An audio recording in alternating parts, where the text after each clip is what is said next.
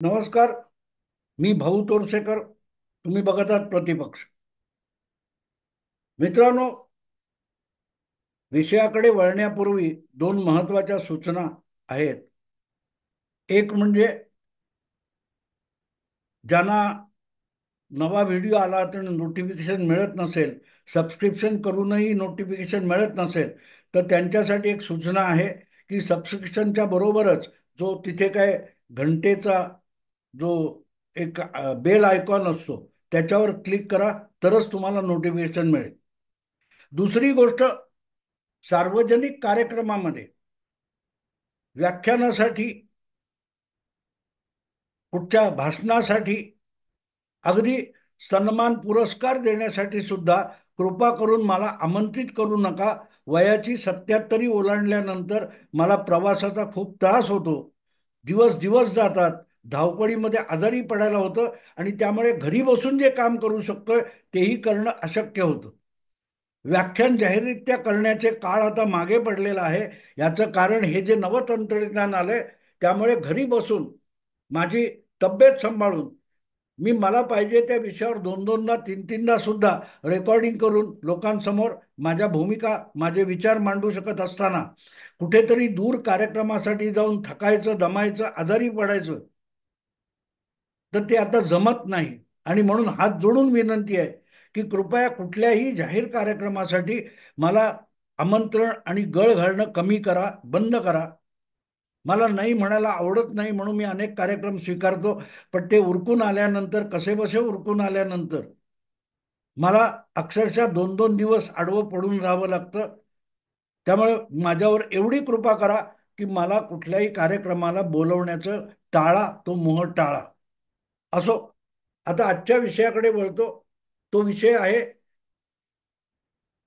निधन झालेले माजी पंतप्रधान मनमोहन सिंग. डॉक्टर मनमोहन सिंग हे 2004 पासून 14 पर्यंत भारताचे पंतप्रधान होते.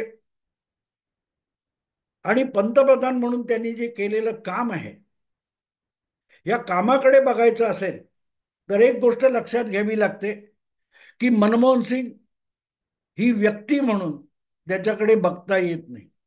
जेव्हा एखादी व्यक्ती पंतप्रधान किंवा सार्वजनिक घटनात्मक पदावर जेव्हा असते किंवा सार्वजनिक जबाबदारी पार पाडण्याची जबाबदारी उचलत असते, तेव्हा तो त्या कर्तव्यामध्ये कमी पडला की कसं हे तपासावं लागतं. त्याची गुणवत्ता किती याला महत्व नसतं. एखादा प्रचंड मोठा बुद्धिजीवी चाणक्य आपल्याकडे हजारो वर्षापूर्वी कधीतरी चाणक्य झाला, तो नेमका कुठल्या शताब्दीमध्ये झाला, शतकात झाला हे आपल्याला माहिती नाही. पण त्याचं जे चाणक्याचं अर्थशास्त्र, कौटिल्यशास्त्र वगैरे म्हटलं जातं, त्याचे संदर्भ आजही आपण देतो.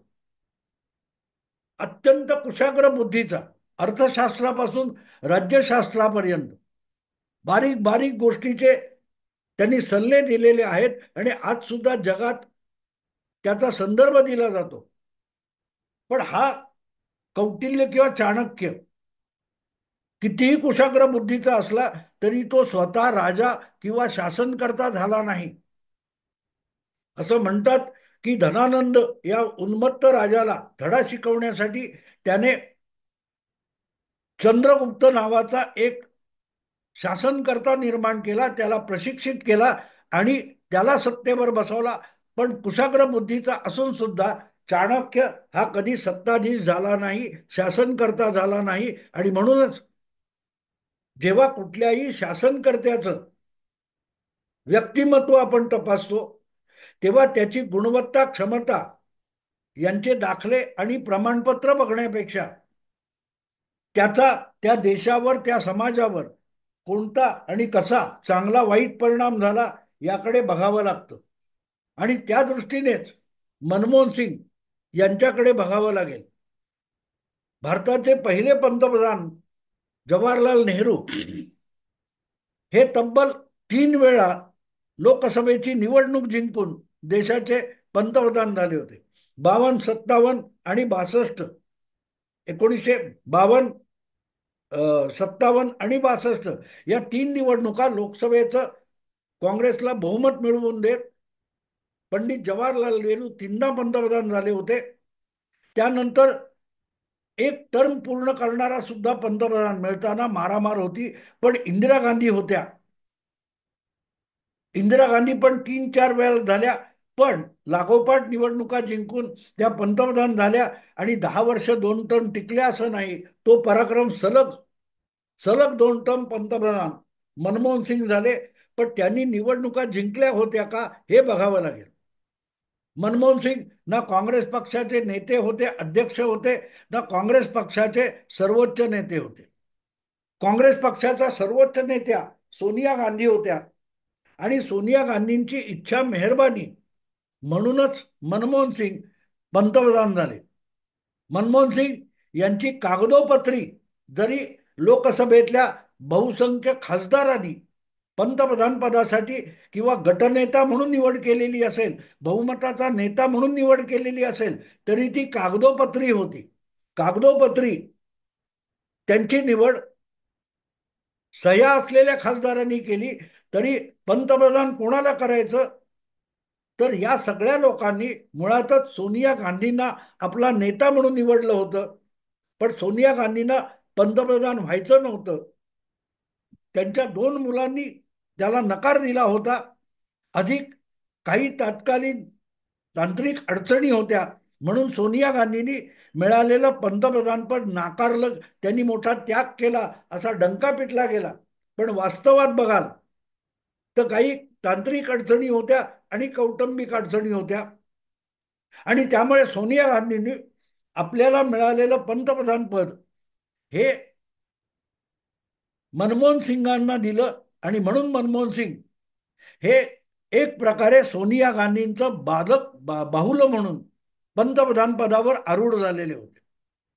तडजोड अशी करण्यात आली होती की जगाला दाखवायला कागदोपत्री मनमोहन सिंग पंतप्रधान असतील, पण त्यांनी हात हलवायचा की नाही, पगडी घालायची की नाही, पगडी कुठच्या रंगाची असावी इथपर्यंत सुद्धा निर्णय हे सोनिया गांधी काँग्रेसच्या अध्यक्षा घेतील. आणि त्यासाठी सोनिया गांधींना घटनात्मक दर्जा द्यायचा म्हणून नॅशनल ॲडवायझरी अलायन्स नावाचा एक वेगळा गट निर्माण करण्यात आला होता, ज्यामध्ये देशातल्या 100-200 NGO स्वयंसेवी संस्थांच्या प्रमुखांना सहभागी करून घेण्यात आलं होतं.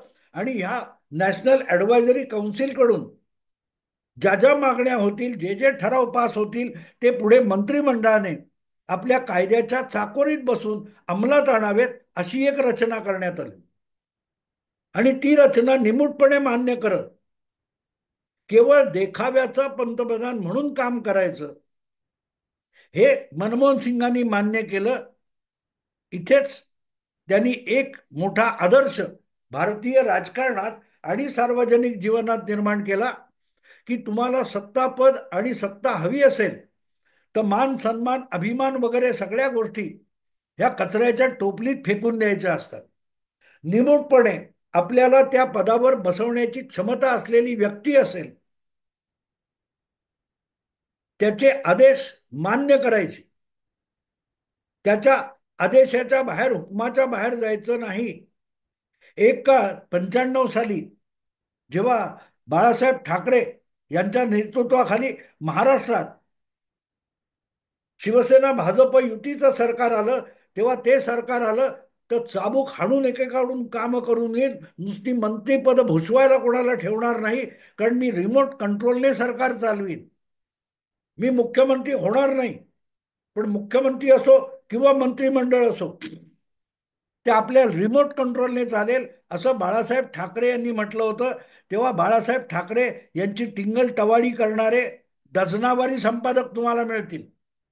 कुमार केतकरांसारख्या महाराष्ट्रांच्या संपादकाने बाळासाहेब ठाकरे किंवा मातोश्रीला घटनाबाह्य सत्ता केंद्र म्हटलेलं होतं. का? तर मनोहर जोशी हे बाळासाहेबांच्या आदेशानुसार चालत होते. पण त्याचा खरा प्रयोग पुढल्या काळात सोनिया गांधींनी यशस्वी केला. त्यांच्यासाठी मात्र तेच कुमार केतकर किंवा इतर संपादक हे टाळ्या वाजवत होते, टाळ्या वाजवत होते. रिमोट कंट्रोलवर किंवा रिमोटवर एखादं खेळणं कसं चालवावं याचं उत्तम उदाहरण जगासमोर सोनिया गांधींनी मनमोहन सिंग यांच्याद्वारे पेश केलं.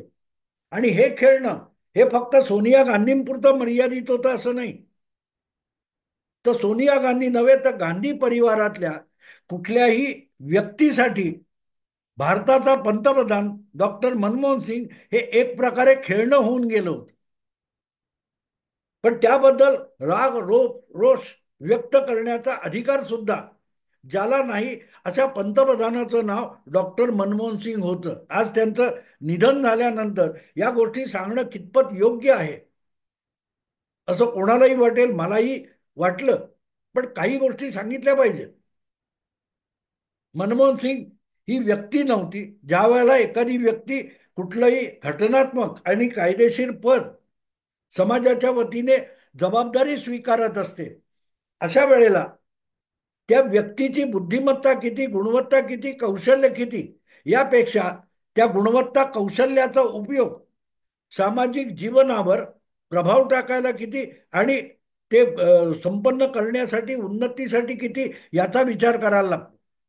मनमोहन सिंग हे जगातले एक महान अर्थशास्त्री म्हणून ओळखले गेले.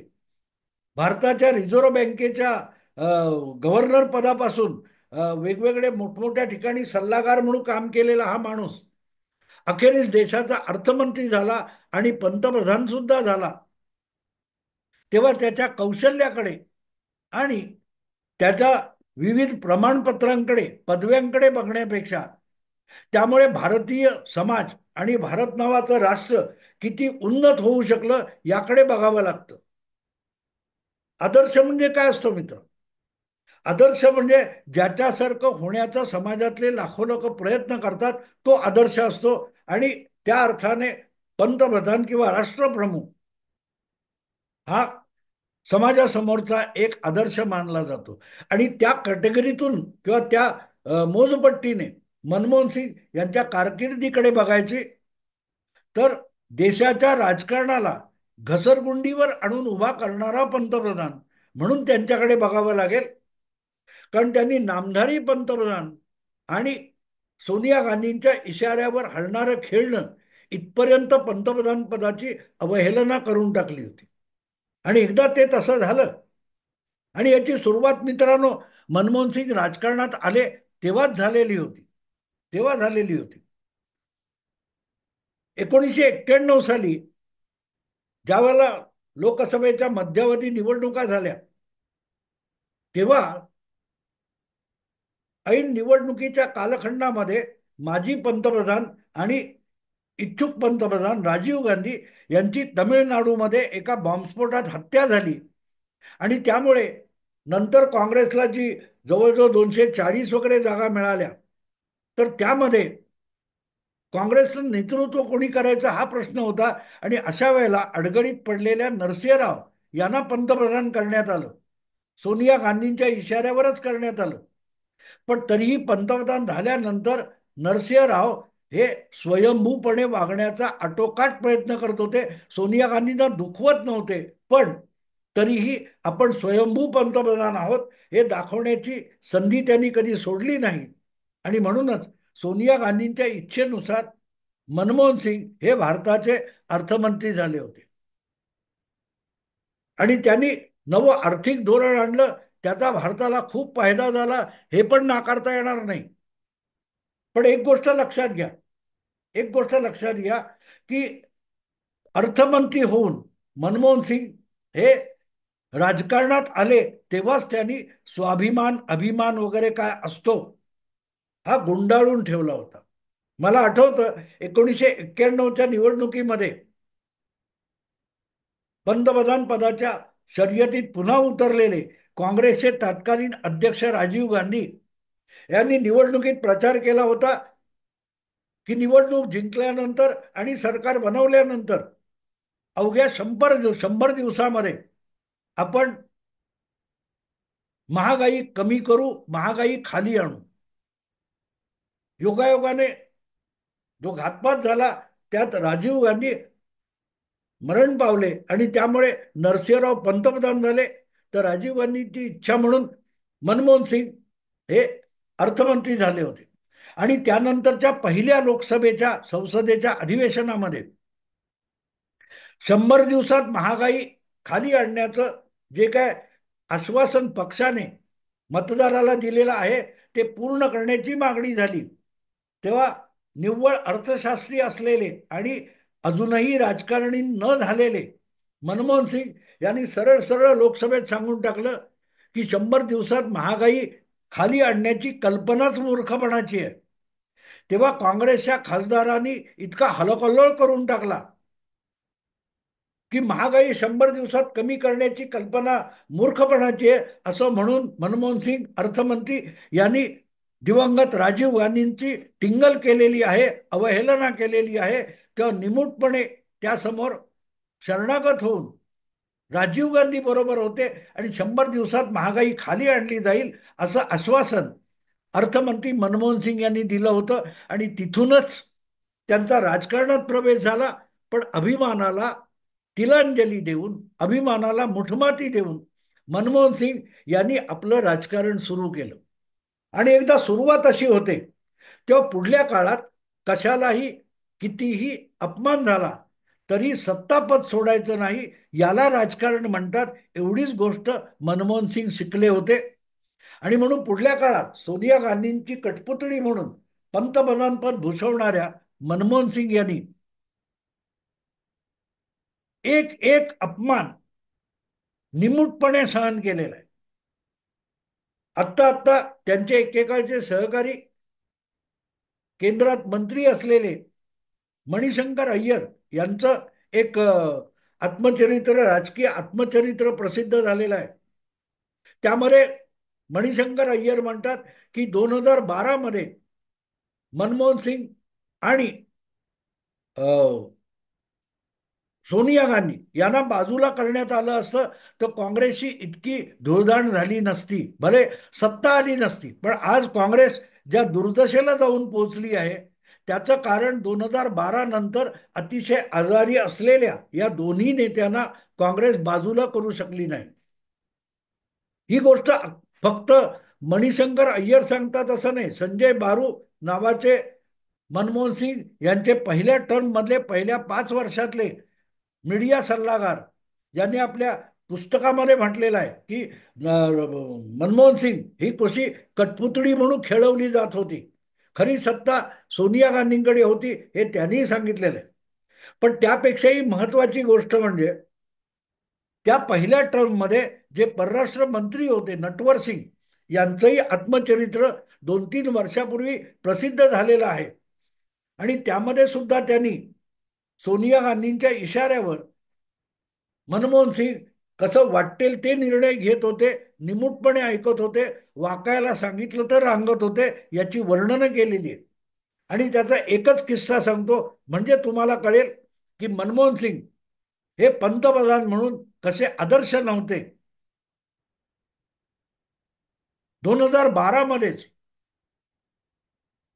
भारताच्या मंत्रिमंडळाने, मनमोहन सिंग यांच्या मंत्रिमंडळाने एक आदेश पारित केला होता आणि राष्ट्रपती भवनाकडे पाठवला होता. तेव्हा प्रणब मुखर्जी हे राष्ट्रपती होते. त्या अध्यादेशावरून खूप वादळ उठलं होतं, गदारोळ झाला होता. एकट्या लालू प्रसाद यादव यांना त्यांच्या आरोपातून सवलत मिळावी म्हणूनच हा अध्यादेश काढलाय असा गवगवा झाल्यानंतर एका पत्रकार परिषदेत राहुल गांधी यांनी तो अध्यादेश फाडून टाकला होता की असला अध्यादेश हा कचऱ्याच्या टोपलीत टाकण्यासारखा असतो, अशी भाषा त्यांनी वापरली होती. पण त्याचा इतका गदारोळ झाला, इतका बवाल झाला की त्यावेळेला पंतप्रधान मनमोहन सिंग हे अमेरिकेत न्यूयॉर्कला होते, राष्ट्रसंघाच्या बैठकीसाठी गेलेले होते. आणि तिकडेही राहुल गांधी यांच्या अशा कृतीची चर्चा झाली आणि त्यामुळे मनमोहन सिंग कमालीचे विचलित झाले होते. किती झालं, किती खेळणं आणि नोकर गुलाम असला तरी तोही माणूस असेल तर त्याला एक प्रकारचं काय म्हणतात भावना, संवेदना असतात आणि त्या संवेदना दुखावल्या गेल्या होत्या. म्हणून अमेरिकेतून मनमोहन सिंग यांनी सोनिया गांधींना फोन केला की असा मी परदेशी असताना तरी माझा अपमान करू नका. पुढे राहुल गांधींनी म्हणे मनमोहन सिंग मायदेशी आल्यानंतर त्यांची माफी पण मागितली वगैरे वगैरे. पण त्यानंतर तेव्हा न्यूयॉर्कमध्ये पाकिस्तानचे पंतप्रधान नवाज शरीफ यांनी भारतीय आणि पाकिस्तानी पत्रकारांना नाश्त्यासाठी बोलवलं आणि तिथे तुमचा पंतप्रधान, भारताचा पंतप्रधान पाणवठ्यावरच्या एका सासूर वासनीसारखा कसा मुळूमुळू रडतो अशी टिंगल उडवलेली होती. मनमोहन सिंग हे पंतप्रधानपदी कायम राहिले तरीही त्यांनी हे पद आणि त्याचा अधिकार हा किती अपमानित आणि विटंबित करून टाकला हे सांगणं आज कितपत योग्य आहे मला माहित नाही. पण जेव्हा सगळे गोडवे घात असतात तेव्हा काही खरं बोलणं आवश्यक असतं. आणि त्यावर काय म्हणतात, कडी करावी.